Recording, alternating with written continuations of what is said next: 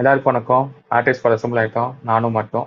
ஆஹ் எதுக்குன்னா இன்னைக்கு இப்போதைக்கு ரீசெண்டா முடிஞ்ச Rajasthan Royals Delhi Capitals match பத்தி பேசுறதுக்கு, அப்புறம் நாளைக்கு நடக்க போற சிஎஸ்கே மும்பை இந்தியன்ஸ் மேட்ச் பத்தியும் பேசுறதுக்காக. ப்ளஸ் இன்னொன்று வந்து சப்ஸ்கிரைபர்ஸ் ரெண்டு பேர் காண்டாக்ட் பண்ணி அவங்களுக்கு டிக்கெட்ஸும் கிவ்வே பிளான் பண்ணியிருக்கோம். இன்னைக்கு டிக்கெட்ஸ் வாங்கிடுவாங்க, மேட்ச்சுக்கு போயிடுவாங்க. So thank you for supporting us. அதே மாதிரி இன்னைக்கு மேட்ச் முடிஞ்சதை பத்தி பேசுவோம். Rajasthan Royals at Jaipur against Delhi Capitals. Close மேட்ச்னு சொல்ல முடியாது, கடைசி வரைக்கும் கொண்டு போனாங்க. ஆனால் நல்ல ராஜஸ்தான் ஸ்டார்ட் பண்ணாங்க. 225 அடிச்சாங்க. நாங்கள் சொன்ன பார் டார்கெட் 210 அதோட அதிகமாக தான் போச்சு. பராக் தான் சொன்னாரு. But unfortunately there not able defend it. அவங்க கொஞ்சம் டெல்லி நல்லாவே ஆடினாங்க. நிசாங்கா ஒரு நல்ல இன்னிங்ஸ் இன்னைக்கு ஆடினாரு. அதோட நிதிஷ் ராணாவும் ஹி கான்ட்ரிபியூட்டட் வெல். அவர் உள்ள வரப்ப திரிபாத்தி மாதிரி ஆக்ஷன் பண்ணிட்டே இருந்தாரு. சரி, வழக்கம் போல திரிபாத்தி மாதிரி ஆடுவார்னா இல்ல இல்ல நிதிஷ் ராணா தான் அப்படின்னு சொல்லி அவர் காமிச்சிட்டாரு. அதே நேரத்துல வந்து டெல்லிக்கு ஒரு பாசிட்டிவ்னா ஸ்டார்க் ரிட்டர்ன். அவர் வந்து எக்ஸ்பென்சிவா இருப்பாரு பார்த்தோம். But he took the wickets, he Broek the flow. ஆக்சுவலா அவரை நடுவுல எடுத்த விக்கெட் தான் 17வது ஓவரோ 16வது ஓவரோ ஹி டுக் த விக்கெட்ஸ். அதான் வந்து கீ. அதுல அவங்களோட மொமெண்டம் பிரேக் ஆச்சு. இல்லாட்டி ஆக்சுவலா அவங்க பராக் ஒரு செஞ்சுரி போட்டிருக்கலாம். அதையும் தாண்டி they could have gone into ஒரு 90 ரன் வந்துட்டாரு, செஞ்சுரி போட்டிருக்கலாம். அதையும் தாண்டி அவங்க வந்து இன்னொரு 25-30 ரன்ஸ் கூட எக்ஸ்ட்ரா அடிச்சிருக்கலாம். அது சொல்ல முடியாது எப்படி போச்சுன்னு. இந்த மேட்ச் பத்தி என்ன நினைக்கிறீங்க மட்டும் சொல்லுங்க. நீங்க சொன்ன ஸ்டார்க் விக்கெட் எடுத்து கம்மி பண்ணிட்டாருன்னு. ஜடேஜா விக்கெட் எடுக்காம இருந்தாருன்னா பெரேரா வந்திருக்க மாட்டாரு. இவங்க வந்து அதாவது 16வது ஓவராவது இதுக்கு மேல நாங்க லெஃப்ட் ரைட்டு தான் வேணும் அப்படின்னு டோனமெண்ட் பெரேரா இது பண்ணி லைக் லிட்ரலி வந்து ஸ்ட்ரைக் ரேட் பார்த்தா தெரியும். 335 ஒரு ஸ்ட்ரைக் ரேட்டு. ஜடேஜாவோட strike rate 142. It's not about just strike rate மட்டும் இல்ல. இது என்னன்னா அவரோட maximum amount of strike rate இவ்வளவுதான் இப்போதைக்கு ஜடேஜா இருக்கிற ஃபார்ம்ல. அவர் வந்து 145 ஸ்ட்ரைக் ரேட்ல விளையாடுறது தான் அவரோட பீக் கேம் இப்போதைக்கு. அந்த மாதிரி ஒருத்தரை இந்த மாதிரி பராக் வந்து முடிச்சு சொல்றாரு 25 ரன்ஸ் ஷார்ட்ன்றாரு 225. அப்ப அது யாரால? நீங்க எடுத்த டிசிஷனால தான். இந்த மாதிரி ரொம்ப ஓவர் திங்கிங் இது பட் ஒன்னு வந்து அவங்க அட்வான்டேஜா நினைச்சுக்கலாம். அதாவது 2 ஓப்பனரும் அவுட் ஆகி போன தடவை மாதிரி கம்ப்ளீட்டா இது பண்ணாம ஜுரல் வந்து ஸ்டில் வந்து போன மேட்ச் அடிச்சாரு அக்ரெசிவா. பட் ஸ்லோவா ஸ்டார்ட் பண்றது வந்து எல்லா தடையும் வந்து கடைசியா இது பண்ண முடியாது. இன்னும் கொஞ்சம் ஹை ஸ்ட்ரைக் ரேட்ல விளையாடணும். இந்த மாதிரி இனிஷியல் விக்கெட் விழுந்தாலும் கொஞ்சம் அக்ரெசிவா விளையாடணும். அது பராக் வந்து ஃபார்முக்கு வந்துட்டாரு. அது அவங்களுக்கு ராஜஸ்தான் ராயல்ஸ்க்கு ஒரு பெரிய இது. பட் ரொம்ப வந்து ஓவரா டாஸ் அப் பார்க்காதீங்க. அப்படி ஜடேஜா அனுப்புறதுக்கு பதில் நான் சொல்றேன் சுபம் துபே அனுப்பியிருக்கலாம். லெஃப்ட் ஹேண்டர் வேணும்னா அது இந்த மாதிரி பண்ணிருக்கலாம். ஜடேஜாவோட பீக் இது வந்து இப்போதைக்கு கம்மி. ஜடேஜா வந்து நீங்க ஒரு ஆல்ரவுண்டர் அந்த பேலன்ஸ் பண்றதுக்காக ஒரு ஒரு அவுட்டான கடைசியில் வேற வழி இல்லைன்னா அனுப்புங்க. அந்த மாதிரி இருந்தா இன்னும் பெட்டரா இருந்திருக்கும். பட் ஓகே, அவங்க ஒரு இதுல போயிட்டாங்க. டிசி வந்து ஓரளவுக்கு மில்லரை டிராப் பண்ணது வந்து எல்லாரும் ரொம்ப இது பண்ணாங்க. அது என்ஃபோர்ஸ்ட் மாதிரி இருந்துச்சு. அது சஹில் பராக் சான்ஸ் கொடுத்தாங்க, அவர் இன்ஜூரி ஆயிட்டாரு. அதனால இப்போதைக்கு திரும்ப மில்லரை டிராப் பண்ணிட்டு நிசாங்கா கொண்டு வந்தாங்க. அது என்னன்னு புரியல. அபிஷேக் பொருள் போன தடவை விளையாடினாரு, அவருக்கு ஓப்பனிங் இறக்கிருக்கலாம், மில்லர் இது பண்ணிருக்கலாம். பட் ஐ திங்க் இனிஷியலா தே ஸ்டார்ட் இப்படிதான் போவாங்கன்னு நினைச்சாங்க. 2 ஃபாஸ்ட் பவுலரு, ஒரு மிடில் ஆர்டரு, ஒரு ஃபாரின் ஓப்பனர்னு பார்த்தாங்க. நிசாங்கா வந்து நல்லா விளையாடினாரு. 7 overs I think 6 overs 70 power play 225 chase பண்றதுல அது குட் இது. கொஞ்சம் ஸ்லோவா ஸ்டார்ட் பண்ணாலும் கேஎல் ராகுல் கொஞ்சம் கம்பேர்ட் டு நிசாங்கா சொல்றேன். அதுக்கப்புறம் நல்லா விளையாட்டாங்க. இல்ல அதான் ஃபர்ஸ்ட் இன்னிங்ஸ்ல அவங்க வந்து இப்போ பவுலிங் போட்டது வந்து ஸ்டார்ட் நல்லா போட்டாரு. குல்தீப் யாதவ் வந்து டொனேவன் ஃபெரேராக்காக வச்சிருந்தாங்க. அதனால தான் 17வது ஓவர் போட்டாரு. அதை ஃபெரேரா டேக் டவுன் பண்ணிட்டாரு. 18 ரன் ஏதோ இது 20 ரன் அது அடிச்சாரு. ஸோ அப்படி இருக்கிறப்ப வந்து சொல்றது அவங்க முன்னாடியே குல்தீப் யாதவ் யூஸ் பண்ணிருக்கலாம். ஜடேஜா இருக்கிறப்ப ஸ்பின்னருக்காக பார்த்து யூஸ் பண்ணாம இருந்தது. அது மேபி ஜடேஜா அவனும் பிரிச்சு மேய்ஞ்சிடுவானான்னு தெரியல. அந்த அளவுக்கு இப்ப ஃபார்ம்ல சொன்ன மாதிரி அடிப்பான்னு தெரியல. பட் அவங்களுக்கு வந்து அந்த தோத்த மேட்ச் எல்லாமே வந்து ஃபர்ஸ்ட் 2 விக்கெட் விழுந்த உடனே கொலாப்ஸ் ஆனதுதான். ஸோ அது மைண்ட்ல அப்படியே இருந்துட்டே இருக்கு. ஸோ அதனால தான் அவங்க ஜுரேல கூட ஸ்லோ டவுன் பண்ணி மேபி அதனால தான் நீ இப்போ வரைக்கும் ரன் அடி பார்த்துக்கலாம்னு சொல்லி வந்துட்டாங்க. ஸோ பராக் ஒரு positive. Shubham Dube and Don Ferreira preferably above Jadeja வந்தா பி பெட்டர். அதே மாதிரி டெல்லி பவுலிங் வந்து ஐ திங்க் இப்போ 5 பவுலர்ஸ் வச்சு தான் போட்டாங்க. அவங்களுக்கு ஃபார்ம் இது முன்னாடியே ப்ரிவியூல பேசினப்ப வந்து இப்போ அவங்க டெல்லி ஓபனர்ஸ் ஓட போனாங்க, நிசாங்கா வச்சு போனாங்க அப்படின்னா அவங்க மில்லர் இல்லாம ஸ்டப்ஸ் வச்சு அப்புறம் 2 ஃபாரின் பவுலர் ஸ்டார்க்கு லுங்கி வச்சு தான் போவாங்கன்னு நம்ம கனெக்ட் பண்ணோம். ஓரளவுக்கு கிட்டத்தட்ட அதே ஃபார்ம் தான் வருது. இப்போ கைலி ஜெமிசன் போயிட்டாரு, ஐ மீன் லுங்கி திருப்பி லுங்கி ஃபிட் வந்துட்டானா ஆயிட்டாருன்னா கைலி ஜெமிசன் பதிலா டேரக்டா ஒரு ஸ்லாட் இன் ஆவார். ஸோ ஓரளவுக்கு அவங்களோட பவுலிங் லுக்ஸ் இப்போ ஸ்ட்ராங்கர். இப்போ அந்த அளவுக்கு ரன்ஸ் லீக் ஆகுமா அப்படின்னா லீக் ஆயிருக்கு. But in other aspects 10 runs per ஓவர்னா பரவாயில்ல, 200 கிட்ட கொண்டு வந்துருவாங்க. லுங்கி வந்தாங்கன்னா இன்னும் கொஞ்சம் கண்ட்ரோல் ஆகும்னு எதிர்பார்க்குறாங்க. So I think they're looking a better unit. பேட்டிங்கை பொறுத்த வரைக்கும் கேஎல் ராகுல் திங்ஸ் தான் பண்ணுவார். அதை நீங்க வந்து அவர் கொஞ்சம் இல்ல ஸ்லோ இல்ல ஸ்டார்ட். ஸ்லோ ஸ்டார்டர்லாம் இல்ல, நல்லா தான் விளையாடினாரு. நான் வந்து கம்பேரிட்டிவ்லி சொல்றேன், லிசாங்கா was going very very high. But okay, ஒரு 2 பேர் ஒருத்தர் அடிக்கும் போது இன்னொருத்தர் கன்சர்வேட்டிவ் விளையாடுறது ஓகே தான். ஐ மீன் 6 or 70 is more then enough இந்த சேஸ்க்கு.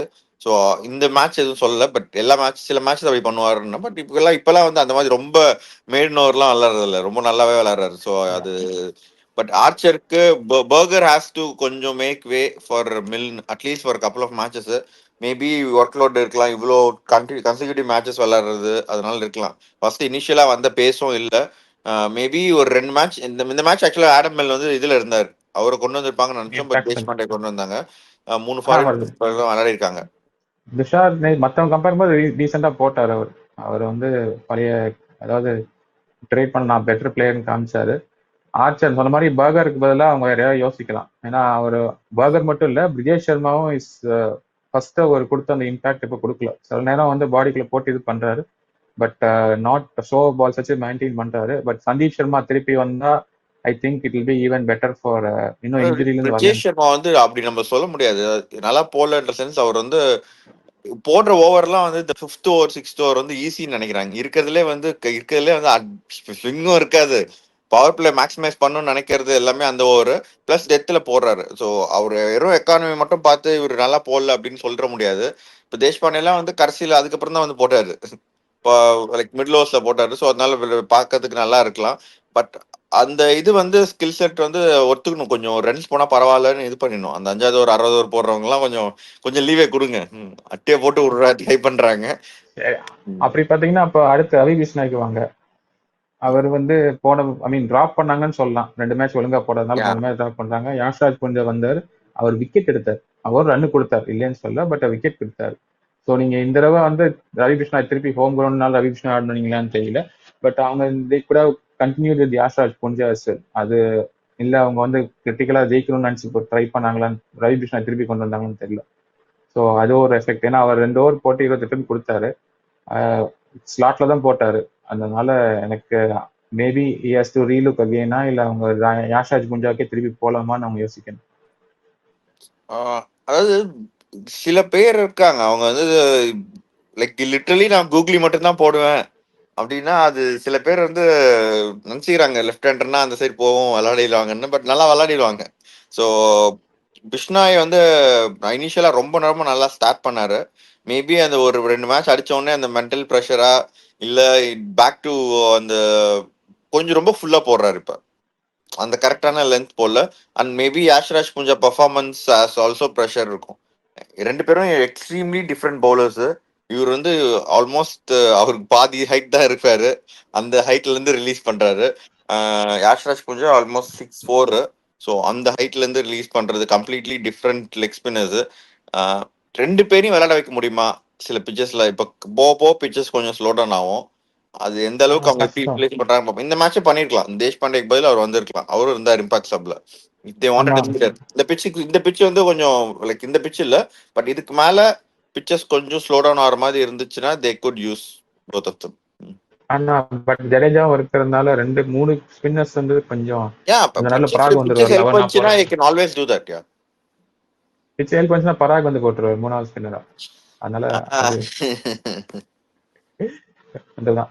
எனிவே பராக் வந்து இது பண்ணதுக்கு சும்மா ஒரு இது மட்டும் கொடுக்காம கண்டிப்பா ஒரு மேட்ச் பேன் பண்ணுவாங்கன்னு எதிர்பார்த்தோம். அது பண்ணல. அது வந்து ஒரு டிசப்பாயிண்டிங் இதுதான் ஆக்சுவலா. இவ்வளவு பெரிய இதுல மேட்சஸ்ல அது ஒரு லிட்டரலி அது கிரைம். அது அதை வந்து பண்ணிட்டு இப்படி முழிச்சு இது பண்றதெல்லாம் வந்து பேன் பண்ணிருக்கணும். இது அவங்க டிசிஷன் அது எப்படி மூவ் ஆகும் நம்மளுக்கு தெரியும். அது எந்த அளவுக்கு பின்னாடி தான் பண்ணியிருக்காங்களான்னு தெரியல.